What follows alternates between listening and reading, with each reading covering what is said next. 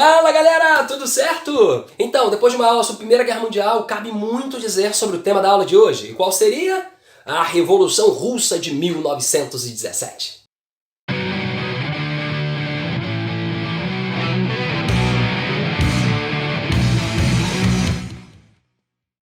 Então, a gente vai falar sobre a Revolução Russa de 1917, vai falar pra caramba, na verdade. Esse tema é tão extenso, tão grande, que não vai caber todo numa aula só, a gente vai fazer mais de uma, sem dúvida nenhuma. Mas, antes de você começar a anotar aí, enquanto você pega a sua papelada, faz uma coisa pra mim, por favor. Vai aí embaixo, já dá uma clicadinha no joinha, por favor, se inscreve no canal e, é claro, compartilha esse vídeo com o máximo de pessoas que você puder, porque isso vai ajudar a essas pessoas e também o canal a ganhar uma dimensão cada vez maior. É isso? Tendo te pedido isso e acreditando que você cumpriu, vamos aos trabalhos. A gente vai falar sobre a Revolução Russa e a primeira coisa importante é a gente falar que ela é a Revolução é russa e quando ela acontece em 17. Bom, a data é mais fácil, um evento acontece em 1917.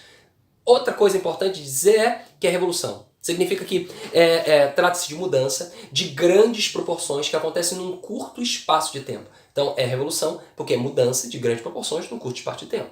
É russa porque é onde acontece. Mas tem uma pegadinha nesse título. Todo mundo fala de Revolução Russa de 1917, se referindo principalmente ao evento que acontece em outubro/novembro, e eu já explico porque esse /novembro, em outubro/novembro de 1917. Mas nesse ano, na Rússia, não aconteceu apenas uma revolução. Foram duas revoluções. A primeira acontece em fevereiro/março, que é liderada pelos mencheviques, e a segunda acontece em outubro/novembro, liderada pelos bolcheviques. Não sei o que é menchevique, não sei o que é bolchevique, não sei nada disso. É claro que você ainda não sabe. A gente está começando a aula. Então, por favor, fica ligado, acompanha juntinho que a gente vai falar disso aí, tá bom? Bom, primeira coisa legal da gente entender, então, é como é que estava organizada a Rússia antes da Revolução acontecer. A chamada Rússia pré-revolucionária.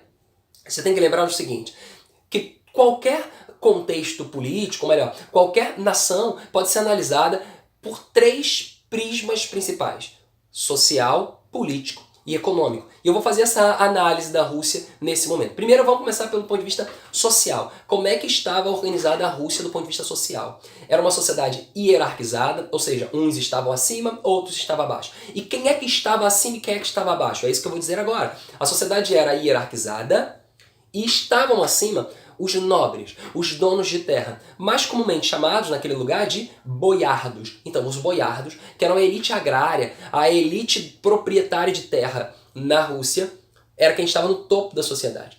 Curiosamente, a gente tem que dizer que a Rússia, em pleno século XIX, em pleno início do século XX, era essencialmente agrária. Lembrem-se, mais de 80% da população da Rússia vivia no campo. E isso significa dizer que a atividade principal nessa nação, nesse país, era a agricultura. Então a elite agrária, os donos de terra, têm muito poder sobre a sociedade, sem dúvida nenhuma. Então a sociedade era hierarquizada e quem era dono de terra tinha muitos poderes. E a sociedade era basicamente agrária. No topo, então, estavam os donos de terra, chamados boiardos. Abaixo dele estava o clero, e aí lembro, o clero aqui é o clero ortodoxo. O que significa isso? É o clero ligado à Igreja Ortodoxa Russa. Na Rússia, não era a Igreja Católica Apostólica Romana quem mandava disso desde o século XI, quando essa igreja se separa. A Igreja Ortodoxa Russa é uma igreja cristã, mas dissidente da liderança romana. Então, Igreja Ortodoxa Russa é diferente da Igreja Católica Apostólica Romana. E é essa igreja ortodoxa que vigora na Rússia, tem boas relações com o governo russo, enfim, é a Igreja Ortodoxa que manda. E o clero ortodoxo, os bispos, cardeais, freis, essa galera da Igreja Ortodoxa tem muita influência e muito poder. Uma coisa importante que se diga agora, tanto a nobreza proprietária de terra quanto o clero na Rússia tem íntimas ligações com o governo da Rússia. Como é que era o governo da Rússia? Era uma nação monárquica, não é? E essa monarquia era conhecida como czarista, porque tinha um czar, que era o monarca. Uma alusão ao termo César, que lá no Império Romano significava amigo do povo, uma alusão a um tirano que depois é homenageado pelo seu sobrinho, e o termo César significa amigo do povo na Roma Antiga. Aqui, Czar é uma alusão a esse termo César, que significa líder ou governante monarca na Rússia. Então, era czarista a Rússia pré-revolucionária, e nessa Rússia czarista, o clero ortodoxo e a nobreza proprietária de terras apoiavam o czar, tanto quanto o czar lhes garantia privilégios, vantagens nessa sociedade. Então o clero se beneficiava dessa relação com o rei e também os donos de terra se beneficiavam dessa relação. Então a sociedade era boiardos, clero, abaixo do clero tinham os militares.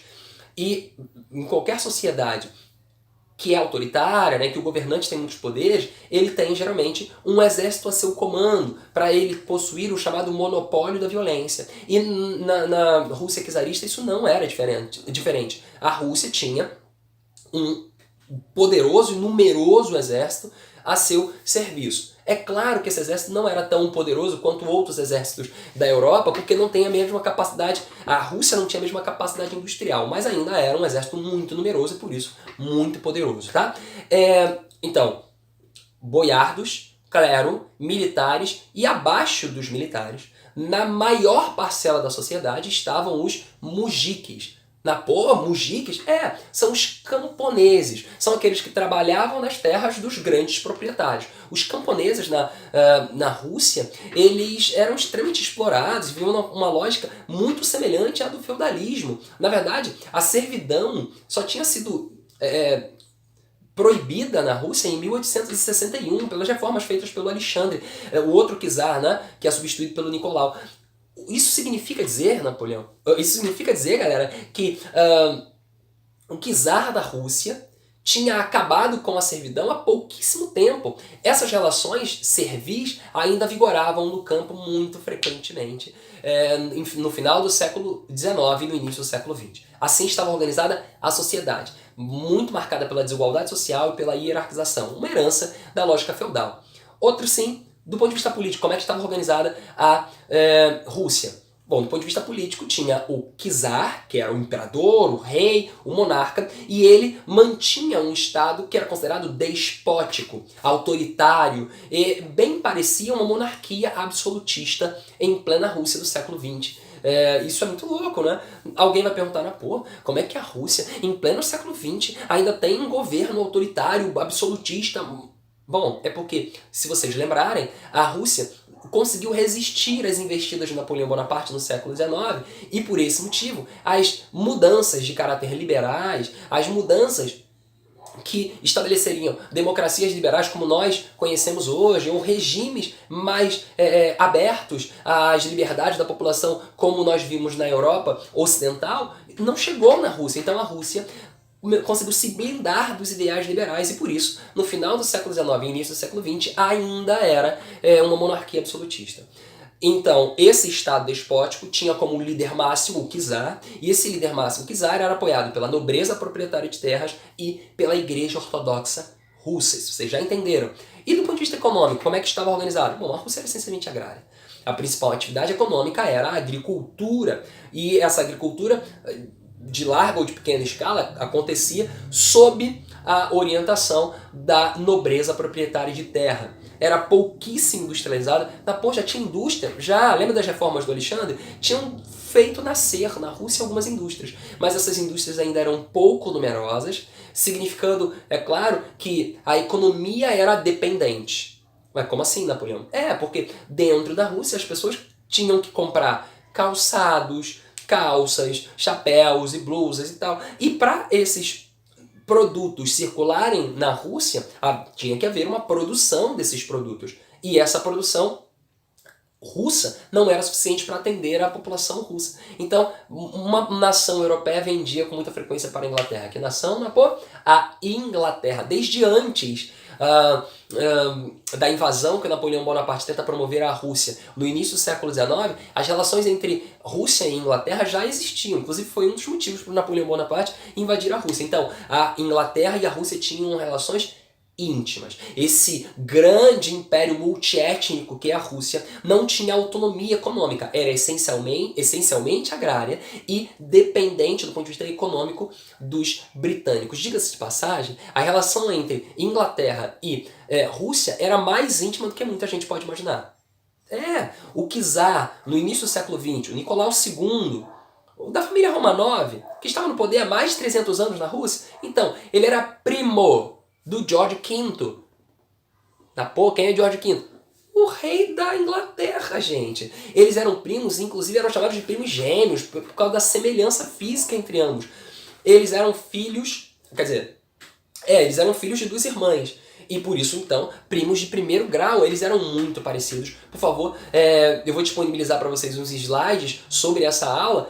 Olhem nos slides, vocês vão ficar impressionados com as semelhanças. Ou vocês podem procurar, é claro, no Google, o George V e o Nicolau II, eles eram idênticos, pareciam mesmo gêmeos. Essa relação, então, entre Inglaterra e Rússia era mais íntima do que parece. E aqui, eu acho que é legal recomendar duas coisas. Primeiro, uma série chamada Os Últimos Czares, bem legal, série de uma empresa de streaming. Eu não vou fazer comercial, não vou fazer merchan, porque ela não tá me pagando pra isso. Se ela quiser me procurar, a gente troca ideia, tá? Os Últimos Czares, num canal de streaming importante pela internet aí. Os Últimos Czares, repito. E vou indicar um livro chamado Os Três Imperadores. Também é bem legal, fala da relação entre o czar Nicolau II, o Kaiser da Alemanha, o Guilherme III, ou o segundo, e o George V da Inglaterra. Eles eram todos três primos, sendo o Nicolau e o George mais íntimos e mais próximos, beleza? Tendo dito isso, você entendeu o cenário da Rússia, agora eu acho que é importante você entender o seguinte, que apesar do número de operários ser pequeno, o operariado na Rússia existia, especialmente, é claro, no perímetro urbano. E esse operariado foi, no século XIX, influenciado pelas ideias de um cara chamado Karl Heinrich Marx. Karl Marx, para os íntimos, ou simplesmente Marx. O Marx, ele tinha no século XIX, ele era alemão, e no século XIX ele tinha publicado muito do que nós conhecemos na Inglaterra, na França, na Europa Ocidental, portanto, e entre o que ele publicou, entre o que ele estudou, estão duas ideias. Primeiro, o chamado materialismo histórico. Segundo, o materialismo dialético. O que é o materialismo histórico? É uma maneira de compreender as sociedades. É uma maneira de entender a relação entre trabalho e a produção de bens. E ele vai dizer, o Marx, que entender isso é fundamental para entender as diferentes sociedades ao longo da história. Então, entender a maneira como se relaciona trabalho e produção de bens nas diferentes sociedades me ajuda a entender essa sociedade propriamente. Isso é um materialismo histórico. Tá? Ele vai entender o modo de produção, a maneira como uma sociedade produz riqueza.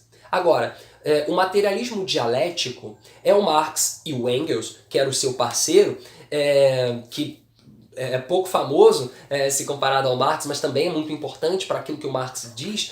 O Engels vai dizer que nessa relação entre trabalho e produção de bens, acontece uma realidade que é a seguinte: grupos distintos vão entrar em choque, vão disputar o poder, e por essa disputa entre esses grupos, a sociedade vai mudar. Então as mudanças ao longo da história vão acontecer como resultado do embate entre grupos que estão em lados opostos na produção de bens e do trabalho. É a chamada luta de classes. O Marx vai dizer, então, que o materialismo histórico tenta compreender a dinâmica da transformação, das transformações históricas, e ele conclui, inclusive, isso é interessante, que dentro de toda a sociedade está o embrião da próxima. Como assim, Napo? O Marx vai dizer que quando você olha para o escravismo, você consegue enxergar no escravismo o fim do escravismo e o início de uma nova sociedade, de uma nova maneira de produzir riqueza, de um novo modo de produção. Por exemplo, dentro do escravismo tem os que escravizam e os escravizados. Os escravizados vão lutar para deixar de ser escravizados e se tornarem eles a próxima elite. E quando isso acontece, nasce o feudalismo. É claro que a coisa não é tão simples assim, eu estou sintetizando para que você entenda, mas é basicamente isso. Dentro do escravismo existirá os elementos que fará nascer o feudalismo. Dentro do feudalismo existirão os elementos que farão nascer o capitalismo. Dentro do capitalismo, isso aí você deve prestar atenção, existirão também os elementos que levarão ao nascimento do socialismo ou do comunismo. Para o Marx, e ele está olhando para o capitalismo para fazer essas avaliações, ele diz, dentro do capitalismo tem os elementos que vão levar ao nascimento de uma nova sociedade. Quando o capitalismo, dizia Marx, se desenvolver muito, quando as sociedades tiverem indústrias muito desenvolvidas, o operariado se desenvolverá também. E esse operariado desenvolvido, organizado, vai tomar o poder das mãos do empresariado. Portanto, os trabalhadores, a relação entre trabalho e produção de bens, os trabalhadores vão se fortalecer e quando isso acontecer, eles, trabalhadores, vão tomar da burguesia, dos detentores dos meios de produção, o controle da sociedade. Então nascerá uma nova sociedade controlada pelos trabalhadores. Era o que o Marx dizia que poderia acontecer. E ele vai propor aos trabalhadores, portanto, para que isso aconteça, que os trabalhadores se unam. E aí nasce o Manifesto Comunista de 1848, onde o Marx diz, trabalhadores de todos os países univos. E alguns vão dizer que trabalhadores de todo mundo univos. É isso que o Marx está dizendo. Ele está conclamando, chamando todos os trabalhadores do planeta a se unirem. E quando isso acontecer, esses trabalhadores unidos vão levar ao nascimento de uma sociedade mais justa e igualitária, segundo entendia o Marx. E o capitalismo teria que se desenvolver para isso acontecer. Então, nasceria uma nova sociedade. Legal? Entenderam isso? Bom, guardem essa informação no coração, porque essas ideias que você está guardando no coração agora, no entendimento agora, chegaram à Rússia no século XIX. Mais especificamente, em 1898, nasce um partido na Rússia chamado Partido Operário Social-Democrata Russo. Partido Operário Social-Democrata Russo, POSDR. Esse partido nasce como resultado da chegada na Rússia das concepções marxistas. Ah, Napoleão, mas você falou que não tinha uma indústria organizada. Sim, eu falei que a indústria era incipiente, estava nascendo ainda, mas existia um número razoável de operários e esses operários recebem essas ideias marxistas, e essas ideias marxistas vão contribuir para o nascimento de partidos. Esse não é o único, diga-se de passagem, mas esse é sem dúvida o mais importante, o mais emblemático, o que tem o maior número de adeptos. Então, nasce o Partido Operário da Social-Democracia Russa. Esse partido, em 1903, no início do século XX, portanto, vai sofrer uma divisão. Numa de suas conferências, duas vertentes se rivalizam, ficam bem evidentes. Uma vertente queria que a chegada dos trabalhadores ao poder acontecesse de maneira mais incisiva. Uma vertente queria que a chegada dos trabalhadores ao poder chegasse de maneira mais incisiva, através de uma revolução. Uma revolução com o uso de armas, com o uso de todo o aparato possível para que a revolução acontecesse. Esses eram os chamados bolcheviques. E é claro, no entendimento deles, era necessário que uma guarda, um levante armado, feito por um exército de trabalhadores, tomasse o poder, e essa tomada do poder estabeleceria uma ditadura, a chamada ditadura do proletariado. Os bolcheviques achavam que a revolução devia e poderia ser violenta. Mas, isso aí tem um parênteses para a gente abrir, tá? Um dos líderes desse movimento, o senhor Vladimir Ilyich Ulyanov, o Lenin, ele vai propor uma adaptação do marxismo. Ele vai dizer que na Rússia, como o número de operários não era assim tão grande, era necessário o apoio do campesinato, coisa que o Marx não previu. O Marx entendia que era o operariado urbano que ia tomar o poder e fazer nascer a ditadura do proletariado. Já o Lenin achava que era possível fazer nascer uma ditadura do proletariado com o uso de camponeses, ou seja, o capitalismo ainda não teria se desenvolvido tanto e já era possível fazer a revolução com o uso dos camponeses. Tá? Do outro lado estavam os chamados mencheviques. E os mencheviques, eles também eram integrantes do Partido Operário da Social-Democracia Russa, mas eles discordavam dos bolcheviques. Os mencheviques acreditavam que a transição de uma sociedade capitalista para um mundo mais justo, igualitário e comunista até, aconteceria de maneira mais pacífica, com o estabelecimento de democracia, de uma democracia liberal. Eles acreditavam que eles iam conseguir gradativamente chegar ao poder e depois chegar ao poder promover as mudanças. Então, no intervalo entre o czarismo russo, que era despótico, autoritário, e o comunismo, que era o ideal, uma sociedade justa, onde ninguém é dono de nada, todo mundo é dono de todo mundo, de tudo, ninguém é dono de nada, todo mundo é dono de tudo, onde todo mundo tem acesso à educação, saúde e alimentação, onde não há mais a propriedade privada dos meios de produção. Essa sociedade igualitária seria alcançada para os mencheviques através de uma democracia. Eles acreditavam que iam estabelecer uma democracia de caráter liberal burguês e um dia eles conseguiriam evoluir para uma sociedade comunista. Já os bolcheviques não. Eles acreditavam que os trabalhadores tinham que tomar o poder à força, estabelecer uma ditadura, a ditadura do proletariado, para então um dia fazer a transição para o comunismo. Inclusive o Marx, ele previa isso, né? Ele falava que o escravismo virou feudalismo, o feudalismo virou capitalismo e o capitalismo viraria comunismo. Mas no intervalo entre o capitalismo e o comunismo estaria uma fase ditatorial controlada pelos operários, chamada ditadura do proletariado, que então um dia entregaria o poder de fato a todo o povo, desapareceria o Estado, não haveria necessidade de autoridade militar, porque todo mundo saberia o que deveria fazer exatamente.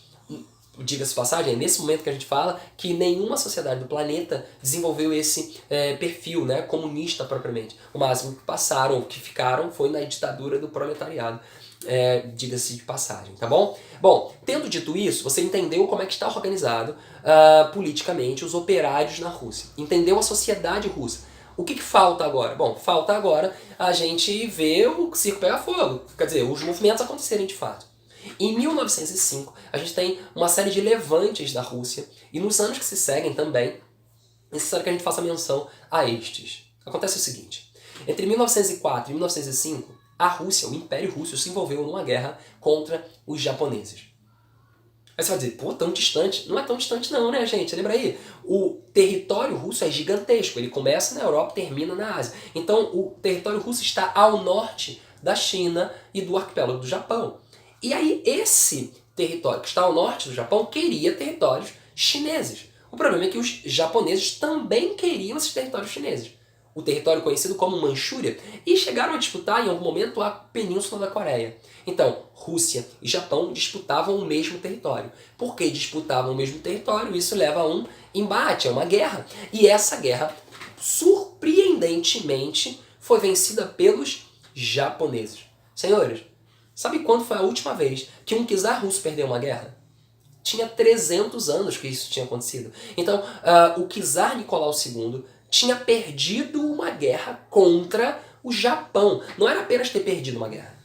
Tinha perdido uma guerra contra um país muito, muito pequeno se comparado à Rússia, muito, muito instável. Um país que tinha se desenvolvido do ponto de vista industrial há pouquíssimo tempo. Então, era muito vexatório, era muito vergonhoso para o czar Nicolau II ter perdido. Você falar que ele não era o déspota todo-poderoso, não era o líder soberano, como é que ele perde uma guerra com o Japão? Isso faz a autoridade dele ser questionada. Questionada por quadros da nobreza e questionada pela população. E aí é nesse cenário que acontece, em janeiro de 1905, uma mobilização em São Petersburgo. A realidade na Rússia era de fome, de crise do ponto de vista econômico, descontentamento popular e nobiliárquico com o czar. E aí eles fazem um levante. O que não é bem um levante, é mais uma passeata. Eles vão para a porta do palácio do czar, em São Petersburgo, e ficam cantando alguns louvores. É isso mesmo. Alguns líderes ortodoxos chamam o povo para fazer um movimento na frente da casa do czar. Entenda, eles não queriam derrubar o czar, eles não queriam matar o czar, pelo contrário, eles estavam ali meio que pedindo socorro, sabe?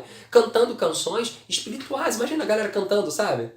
Buscar na minha vida, cantando uma música lá. E aí essas músicas eram só para marcar presença, o movimento era pacífico, gente.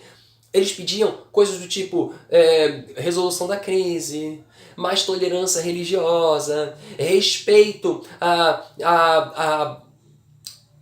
às liberdades individuais. Eles pediam esse tipo de coisa. Bom, como é que o czar respondeu a isso? É que está o ponto-chave. em 1905. Em janeiro de 1905. O czar mandou a sua guarda imperial. E aí há muitos boatos sobre quem de fato mandou a coisa toda acontecer, mas o fato é que a guarda imperial foi para a praça de São Petersburgo, apontou as suas armas e metralhou a população desarmada. Crianças, mulheres, idosos, religiosos, todo mundo fuzilado na praça de São Petersburgo. Esse evento, esse momento, como aconteceu num domingo e muita gente foi morta, ficou conhecido como Domingo Sangrento. E não é o Domingo Sangrento feito a alusão, aqui o U2 alude, sabe o U2, a banda? Não é o mesmo Domingo Sangrento que eles estão citando, tá? O Domingo Sangrento que o U2 faz menção é o que aconteceu na Irlanda nos anos 70. Esse aqui, 1905, Rússia. Não é o mesmo Domingo Sangrento que o U2 faz menção, não. E aí, esse Domingo Sangrento é igualmente tenebroso, é igualmente vexatório. A população russa queria o apoio do czar, e o czar respondeu com bala. E isso vai causar, é claro, uma comoção ainda maior. Imagina, uma série de levantes vão acontecer em toda a Rússia. Toda a Rússia vai pegar fogo, sabe? Um monte de levantes de camponeses, levantes de populares no perímetro urbano, até marinheiros vão pegar em armas. Exatamente, até marinheiros vão pegar em arma. Acontece um levante, chamado Levante no encoraçado Potankin. Marinheiros pegam em armas, tomam o controle do navio e apontam os canhões para a capital e ameaçam atirar caso algumas de suas reivindicações não fossem atendidas. Lembraram de alguma coisa? Revolta da vacina, né? Então, a revolta da vacina se inspira nesse movimento, diga-se de passagem, tá bom? Inclusive, o navio que eles usaram era o mesmo modelo, era o mesmo encoraçado. Consequências, então, do Domingo Sangrento. Mais manifestações, mais mortes, porque o czar continuou reprimindo violentamente, mais prisões, exílios, inclusive nessa leva, um monte de líderes do Partido Operário da Social-Democracia Russa foram presos e exilados. Então, a parada, o cenário era caótico. O czar, para não perder ainda mais o controle, para demonstrar alguma boa vontade e meio que ceder, sabe o que ele faz? Ele cria um órgão de caráter liberal, vamos dizer assim, não é? Para aplacar o ódio da população. Que órgão é esse? A chamada Duma, o parlamento russo. A Duma era uma instituição que ampararia ou que aconselharia as decisões tomadas pelo imperador, pelo Kaiser Nicolau II. Era um caminho, um passo na direção do liberalismo. Isso vai agradar a muita gente, tá bom? Principalmente da nobreza. Além disso, tem o Manifesto de Outubro, né, que cria a Duma e que garante algumas liberdades individuais na Rússia. E ainda tem a criação dos soviets. O que é um soviet? Soviet é uma espécie de sindicato, não é o melhor termo para usar, mas para que você entenda é basicamente isso. É uma organização de operários que vai, além de deliberar sobre questões trabalhistas, vai deliberar sobre questões de organização local. É como se uma cidade, imagina que São João de Meriti, que é considerada a melhor cidade do Brasil. A cidade de São João de Meriti, ao invés de ser governada por um prefeito eleito, fosse governada por uma junta de trabalhadores. E esses trabalhadores interfeririam tanto na dinâmica profissional, né, na produção de bens, como no asfaltamento de ruas, na resolução de algumas demandas que os trabalhadores possam apresentar, sabe?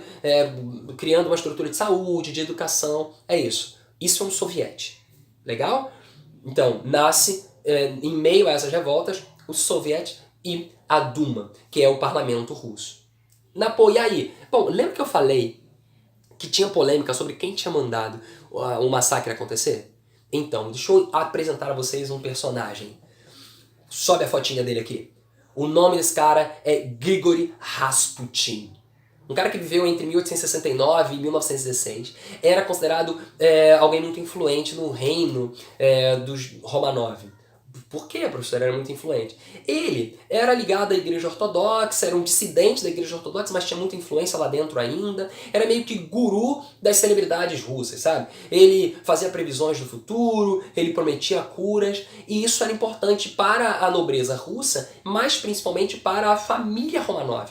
É que o czar Nicolau II, ele era casado com a czarina Alexandra. E essa czarina Alexandra era mãe de 4 meninas, e de um menino, o Alexei. O Alexei, o czarevich, ele era doente, ele era hemofílico. E a família imperial fica muito preocupada com o estado de saúde dele. E aí se aproximou do Rasputin na expectativa de que o Rasputin pudesse, fazendo orações e impondo mãos, curar o menino Alexei. Então quem era muito próximo do Alexei? A czarina Alexandra, principalmente. Então há quem diga que foi o Grigori Rasputin que falou no ouvidinho da rainha, que por sua vez falou no ouvidinho do czar para matar os manifestantes que estavam na praça de São Petersburgo. Então uma série de atrocidades são atribuídas ao Rasputin, como se ele estivesse atuando nos bastidores do Império Russo. Hoje em dia o Rasputin é famoso por outros atributos, não os espirituais. Busquem informação e eu não vou falar sobre esse tema aqui. O fato é que o Rasputin era um elemento importante nesse cenário e bastante curioso. Agora, beleza. Então a crise de 1905, esses levantes de 1905 produziram algumas mudanças, mas ainda não tiraram o czar Nicolau II do poder. Verdade. E aí o que tira o czar Nicolau II do poder? O Nicolau II do poder? Bom, para a gente falar como ele sai do poder, a gente tem que falar da Primeira Guerra Mundial. A Rússia, embora não fosse uma potência imperialista, ela participa da Primeira Guerra Mundial por motivações territoriais e por recomendação, por aproximação com a Inglaterra. Então isso é muito importante. A participação da Rússia na Primeira Guerra Mundial tem a ver com os interesses territoriais russos, puramente territorial, então é dominar o território para ter um exército maior, é dominar um território para ter mais recursos, é dominar o território para tirar desse território dominado os recursos. E aí, quando a Rússia tem interesses territoriais, esses interesses territoriais se chocam com interesses de outras nações. Que outras nações? Da Inglaterra, ou do Império.